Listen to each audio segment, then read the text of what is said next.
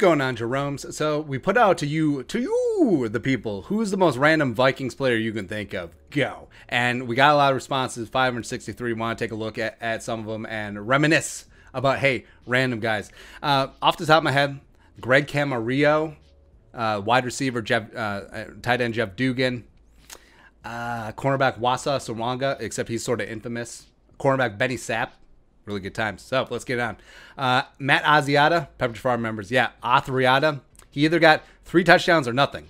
And he averaged like 2.1 yards per carry. It was great. Chester Taylor, that 1-2 punch, him and AP, that was fun to watch. It was. And Adrian Peterson didn't really start his rookie year in 2007 for a handful of games. Chester Taylor was that dude. Plus, it was definitely a case of BPA because the Vikings were there at 7. Adrian Peterson fell to them. They didn't really need to take a running back because Chester Taylor was coming off a 1,000-yard season in 2006 when he came over from Baltimore, I believe, as a free agent. Now, Chester Taylor was either Akron or Toledo. One of the two. Whatever. Visante Shanko was a beast. I probably spelled the name wrong. So for a long time, everyone just called him Visante, whether it's TV, whether it's PA, whether it's whatever. But apparently his name is pronounced Visant, and then he clarified that at the end of his career. Plus, everyone remembers Shanko from the Fox TV telecast showing off at Shanko.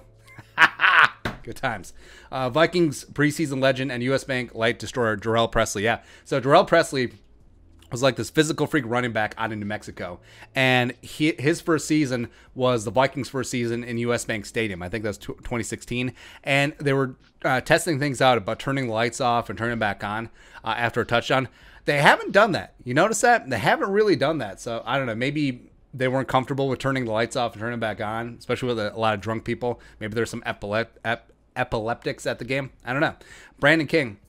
Who can forget Greg Lewis or Nate the Great Burleson? That's not even random. Like, Greg Lewis is always going to have a place in Vikings lore because Greg Lewis, welcome to Minnesota.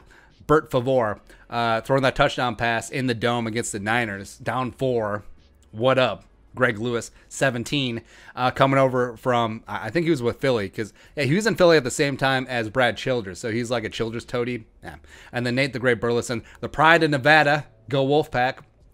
I wish Burleson would have stuck around. But, he was the poison pill revenge because the Vikings signed Hutchinson to the poison pill deal. And then the Seahawks gave Burleson like a 7-year, $49 million deal, except most of it was toilet paper just to get back at the Vikings.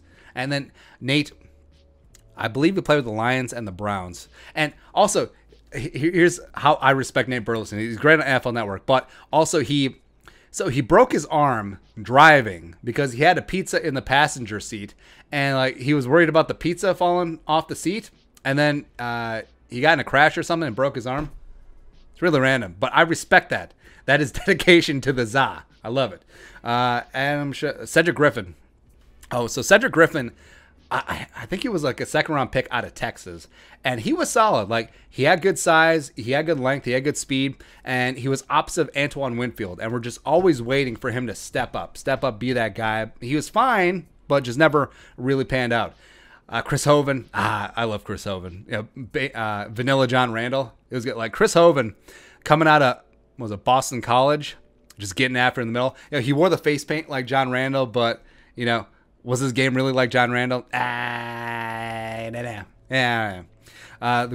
Chris Hoven, number 2. I actually think Chris Hoven panned out in Tampa Bay. Like, he had a couple of good seasons there. We could look it up, but we're too lazy. But yeah, Chris Hoven coming out of Boston College. So a lot of the Vikings randoms were Vikings draft picks that didn't sign a second contract. Captain Munderland has the best name in all of sports. Yeah, Captain was weird. So he has a couple really good seasons in Carolina, signs with the Vikings, pretty big, well, not big money, but decent money for a slot cornerback, crashes his first year, gets it together year 2, and was really good, and just sort of bounces, but yeah. Sam Hendrickson, Jerome Simpson. So Jerome Simpson, of course, he made that one play, flipped up at the goal line when he was with the Bengals. And the Vikings, I always remember Jerome Simpson signaling first down, where, as a kid, I always loved Chris Carter, full on first down, whereas Jerome Simpson was like, it was great, man. Spurgeon win. My first Vikings game in the Metrodome was him taking over for second stringer Todd Bauman. Yeah, so Todd Bauman, Was he St. Cloud State? I remember his high school was Rushton Tyler Ruthven. I don't know why. I absolutely have zero idea why. But yeah, Spurgeon Wynn. Spurgeon Wynn was one of the Brady Six. The six quarterbacks taken ahead of Tom Brady in 2000. Yeah, and the only one that was decent was Chad Pennington. But it's like Giovanni Carmazzi, who I don't think played it down in the National Football League. And also, yeah, Spurgeon Wynn was in there. He was a Browns draft pick. It wasn't good. It was just really, really not good. Travis, Rodney Adams. Yeah, so I remember Rodney Adams coming out of South Florida, and he was this speed guy, return specialist. It could be, a nice wide receiver 3, wide receiver 4. But he never panned out. Like, he was on the practice squad, and he was more into, like, vlogging and stuff like that. Because I saw him a couple times around the cities. He had the, camera on, the baby gimbal or something, and he's shooting stuff. I wonder how he's doing. Let's see, YouTube, Ronnie Adams. Probably just saw my bank statement. Let's see, YouTube. Is it the Adams family? Probably. I feel like that might be a little copyright infringement. Oh, wait, is it spelled different? Yeah, that makes sense. 14-2? Hell yeah. What up, Rodney? Spicy ramen noodle challenge. I love it. I love it. Maybe we should do some spicy food challenge. Oh, they're trying to have a baby. Oh, I love it. Good luck to them. Anyways, proposal with a helicopter. Hell yeah, Rodney. What up? Oh, it's not even on screen. Hold on. Spicy ramen challenge. Maybe I should do some spicy food challenges. Like, we should do hot ones about, like, I don't know, chicken nuggets. The kids love chicken nuggets, by the way. I don't know what it is, man. Mike Preem, Jermaine the Hurdler Wiggins. I love Jermaine Wiggins. I think I have a Jermaine Wiggins jersey in storage somewhere. Good old 8'5". He was great, man.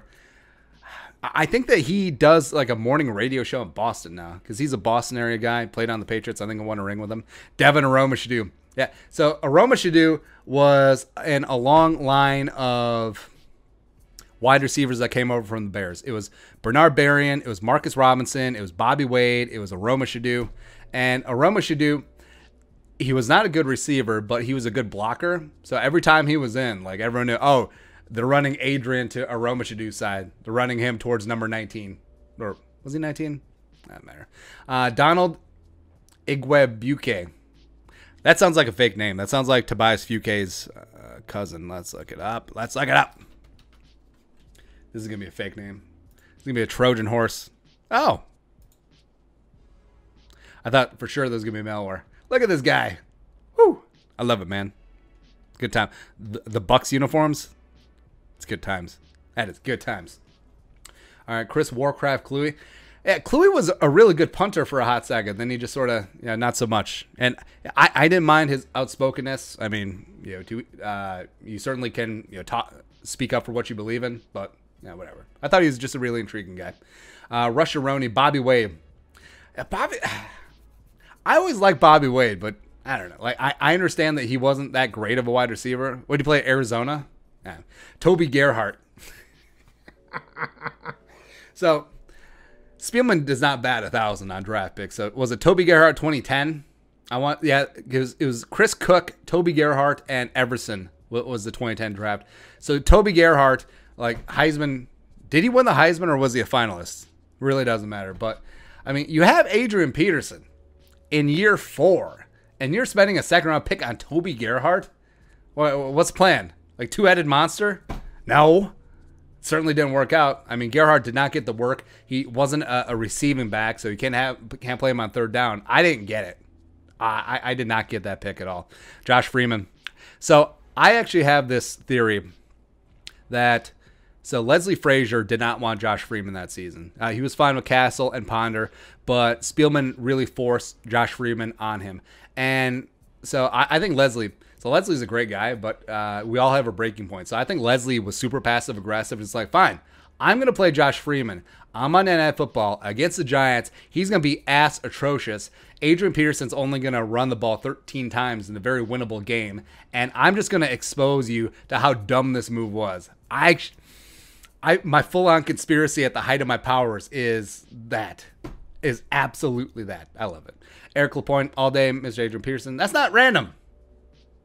Would Brock Lesnar count? Brock Lesnar. So, got hyped up for Poirier McGregor, even though Poirier was going to lay waste to Conor. So, the thing about Conor and Poirier is that Conor got Poirier on the way up for their first match. Poirier dominated number 2. He was dominating number 3 even before Conor broke his leg. I don't want to see 4 because it would be the same thing. But I was watching back all of Brock Lesnar's UFC fights. It was great.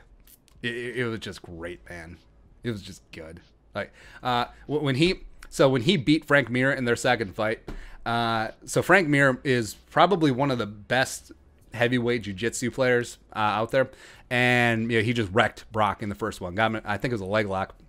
And then the second fight, Brock just laid on him, mount control, side control, and just piss pounded him. It was great. It was great. I think they stopped in the second round. The first round was all on the ground, and you think that would benefit Mir, except no. Brock Lesnar using that University of Minnesota Golden Go for wrestling tactics on him. And there's, you can, all the technical fighting skills that you want. I mean, at a certain point, if you're strong enough just to hold someone down and punch them in the face, that's pretty good. That's pretty good. Plus, wrestlers always decide where the fight takes place, standing around the ground. Oh, we'll shoot a double? All right, fine. But yeah, Brock Lesnar. So this is amazing.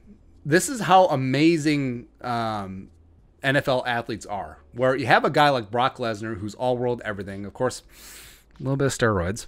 And you have a guy like Roman Reigns. You have a guy like Matt Mitrione. You have a guy like Dwayne freaking Johnson. And they didn't sniff the NFL. Like any legit NFL career. Just like whiff.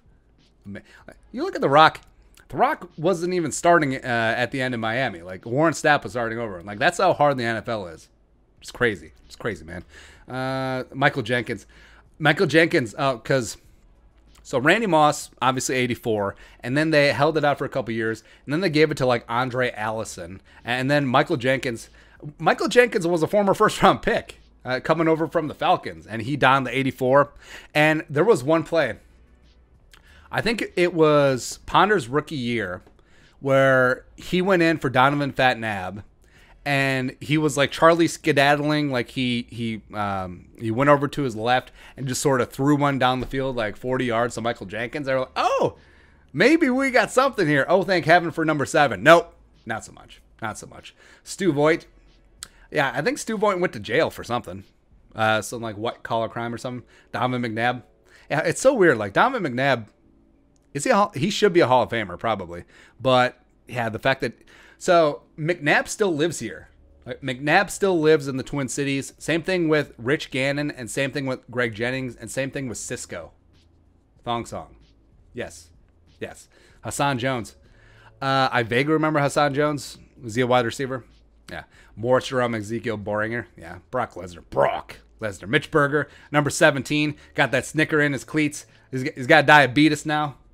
Probably not, but no. He could boot. When the 98 Vikings actually had to punt. Rarely. How'd you like to be that? Like, Mitch Berger had the sweetest gig in the National Football League, the punter for the 98 Vikings. Ray Edwards. Oh, speaking of fighting. So, I understand that Ray Edwards is a boxer, but I would like to see Ray Edwards fight Brock Lesnar. I mean, go ahead. McKinnon. Yeah, it does seem like forever Jerick McKinnon was that guy.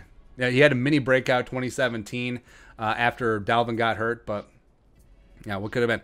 By the way, if you want some nice, look up Jerick McKinnon's like spider chart. Physical freak. Like the Vikings just do it. Whether it be Jerick McKinnon, Mike Boone, Kenan Wangu, they just get physical freaks at running back. Either undrafted. Well, McKinnon was third round pick, but other two UDFAs. Fred Smoot. Wasso Saranga's up there. Yes. Chris Hovan, yes. Corin Robinson. I mean, Corin Robinson was going to be that guy. The pride of NC State. Also another first-round pick. The Vikings were very good there for a while, just collecting former first-round pick wide receivers. And Corin Robinson, when he was dialed in, he was pretty good. The rest of the time, no. Denard Walker. I'm thinking of Frank Walker. Do we have both of them? Probably. Oh, Mike Motti. Yeah, Mike Motti and Gerald Hodges were the same draft, the two Penn State linebackers from Penn State, linebacker U. And Mike Motti was that guy. He just couldn't stay healthy. Tom Johnson, Zach Line. The pride of SMU, Jeremiah Searles coming out of Nebraska, Michael Floyd. Oh, another former first-round pick, wide receiver. Come on. Michael Floyd is supposed to be that dude. Nope, not so much. Let's do a couple more. Mwaldi Moore. Mwaldi Moore is great. Third down back, coming out of Tulane. Loved him. Ahmad Rashad. I didn't know that Ahmad Rashad was with the Bills before he came to the Vikings, because Ahmad Rashad was teammates with OJ.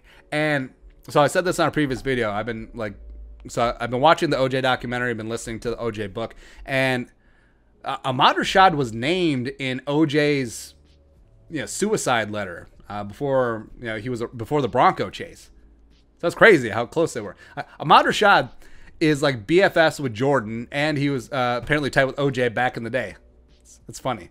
Darren Nelson, Scott Studwell, Darren Nelson, the pride of Stanford, is ahead of its time. Where if Darren Nelson was in today's NFL, he would be a top 5 running back. Just the receiving back wasn't quite in vogue yet outside of San Francisco. Yeah, Scott Studwell. I mean, look up Scott Studwell's stats. Like, dude had like 400 tackles in one game or something like that. Chris Walsh, absolutely getting after. I think he went to Stanford. Roman Reigns, yes. Matt Mitrione as well. Klein Sasser. Oh, Klein Sasser's not random. Come on. Klein Sasser is the bee's knees. Come on. Duda, Ray Berry, Mike Merriweather. That might have been before my time. Fuad the Wad Reves. Ho, ho, ho. I love Fuad Reves. Demetrius Underwood. Rough. Asher Allen. Asher Allen is supposed to be that dude. He was a 3rd-round pick out of Georgia. Andre Allison. New Mexico? Something like that? I don't know. Cedric Faison. Yeah, Cedric Faison was like a 4th-round pick out of Florida. He was supposed to be that guy. He was supposed to be a great running back. Nope, not so much. Alex Boone. Yeah, Alex Boone should have lasted longer here with the Vikings, but not so much. Waswa, Leroy Horde. I remember Leroy Horde. He is the epitome of that trope of if you need 1 yard, I'll get you 2. If you need 3 yards, I'll get you 2. Something like that. EJ Henderson. EJ was great, man. EJ, the pride of Maryland. His brother Aaron was pretty solid too. But yeah, EJ was that guy, man in the middle, captain. I think he only made 1 Pro Bowl, but he broke his femur against Arizona. That's rough. Corey Chavis, draft nasty. Speaking of Arizona, so he came over from the Cardinals. He was a great cornerback. I think he went to Vanderbilt, and then he became a safety for the Vikings. He was great. Plus, his draft analysis was really, really good. Grady Alderman, football player by day, fraud fighting CPA at night. Grady Alderman sounds like a crooked Chicago mayor. Although I think Alderman is like a town alderman, something like that. Whatever. Especially if he's Chris Waltz, yes. Ray Edwards, yes. Ben Gideon, it's pretty random. TJ Clemmings, rough. Morgan. Man, if Morgan would have stayed healthy, that'd been great. Kyle Sluter, yes. Josh Freeman, yes. Let's do one more good one. All right, so David Palmer, 22. Coming out of Alabama. Tied. He was the kick returner, punt returner of the 98 Vikings, and also like running back 3 behind Smith and Horde, and like wide receiver 5 behind Carter, Moss, Reed, Hatchett, and so that'd be 5. Yeah. Cedric Griffin, Latavius Murray, Saranga. Let's one good one. Quadri Ismail. There we go. Man, the Ismail family was interesting, where they had Quadri, they had Ragbid, and there was another one. And was Quadri the missile? Or no, he wasn't Rocket. Ragbid was Rocket. All right, so he was missile because the third brother was called the Bomb. In terms of branding, I mean, they were ahead of their time. I mean, they might have been like a big baller brand back in the day. But Quadri Ismail was a great speed wide receiver and just never really got used here. And then he ended up on the Baltimore Ravens, which is probably the most deficient offense to ever win a Super Bowl in NFL history pretty easily. Like they went like 9 games without scoring a touchdown or something ridiculous like that. But got a ring. There you go. All right, how'd you like to be Brian Billick, where you're the OC of the 98 Vikings and you're seen as this offensive wizard visionary, and then you win a Super Bowl in 2000 with the greatest defense of all time and a putrid offense? How'd you like that? It's like if Zimmer wins the Super Bowl this year, I want to give Zimmer some sodium pentothal and some truth serum, and I want to ask him, hey, you will win the Super Bowl, but you will have the worst defense in the league, and you will win every game like 42-41. What say you? I think he might say no. I really think he might say no, because I think even though he would have the bling, it would be too embarrassing for him. Like, my defense got worked, but our offense and Kirk Cousins bailed us out. Kirk Cousins' ass. Thank you. I miss Everson. I miss him. There we go. But that's it. Take a look at a couple of random Vikings players. I love reminiscing. Just talking football, man. That's what we do. Want to support the work? Pull us on the Venmo. You guys are the best. Skull, production value.